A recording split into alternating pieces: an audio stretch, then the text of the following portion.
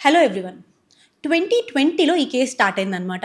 2020లో ఏం జరిగింది అంటే, తమిళనాడు లెజిస్లేటివ్ అసెంబ్లీ ఉంటుంది కదా! ఈ అసెంబ్లీ దాదాపు 10 బిల్స్ పాస్ చేసింది. కానీ అప్పటి గవర్నర్ ఈ బిల్స్‌కి అసెంట్ ఇవ్వలేదు. దాంతో పాటు విత్‌హోల్డ్ చేయలేదు. సో, అసలు ఎలాంటి యాక్షన్ తీసుకోలేదనమాట.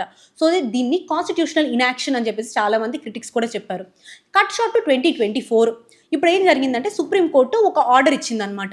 ఏమని చెప్పేసేసి, గవర్నర్ కానీ, ప్రెసిడెంట్ కానీ ఈ బిల్స్ ఉంటాయి కదా! 3 నెలల లోపల అసెంట్ ఇవ్వండి.